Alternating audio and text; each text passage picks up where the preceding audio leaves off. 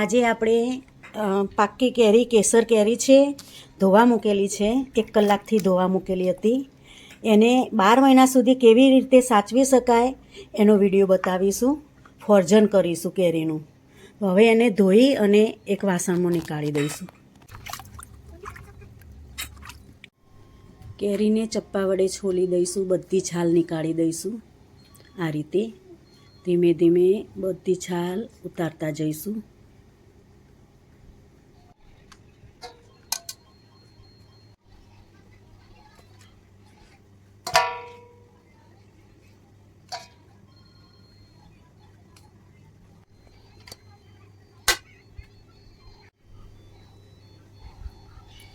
આ રીતે કેરીના પીસ પાડીશું.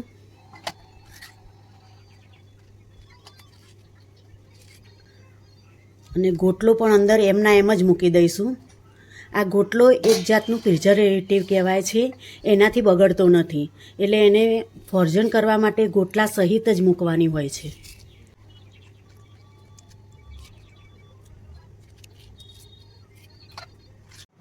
કેરીના કટકા થઈ ગયા છે. હવે એને પોલિથીન થેલીમાં ભરીશું.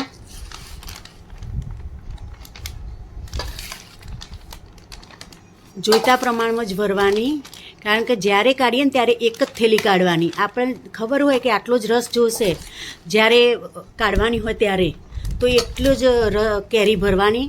હવે એના અંદર એક ગોટલો મૂકી દઈશું. આ ગોટલી એક જાતનું પ્રિઝર્વેટિવનું કામ કરે છે, એનાથી આખું વરસ બગડતું નથી અને એવી ને એવી જ રહે છે. બસ હવે એને પેક કરી દઈશું. એ જ રીતે બીજી થેલી ભરીશું. તમારે વધારે પ્રમાણમાં રસ જોઈતો હોય તો 2 થેલી કાઢવાની, પણ જેટલો જોઈતો હોય એટલો જ કેરીના કટકા કાઢી દેવાના. હવે થેલીને પેક કરવા માટે, સીલ કરવા માટે દેશી પદ્ધતિ અપનાવીશું આપણે. આ મીણબત્તી ચાલુ કરી છે. હવે એની કિનારી મીણબત્તીથી બાળી અને સીલ કરીશું. બસ આ રીતે સીલ કરી દેવાનું, હાથેથી આંગળીથી દબાવી દેવાનું, એટલે એનું સીલ તૈયાર થઈ જાય. બરાબર એરટાઈટ કરવા માટે સેલો ટેપથી પણ સીલ કરી દઈશું, એટલે એરટાઈટ રહે, અંદર હવા ના જાય અને બગડે પણ નહીં. આ રીતે ફિટ કરી દઈશું. હવે એને ફ્રીઝરમાં મૂકીશું.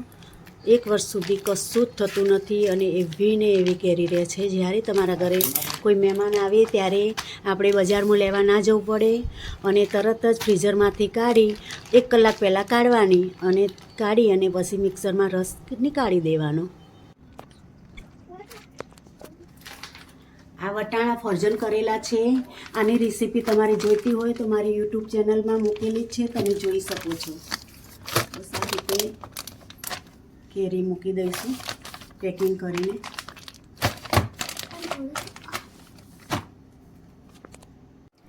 તમને મારી આ રેસીપી ગમી હોય તો શેર કરજો, લાઈક કરજો અને સબસ્ક્રાઈબ કરજો.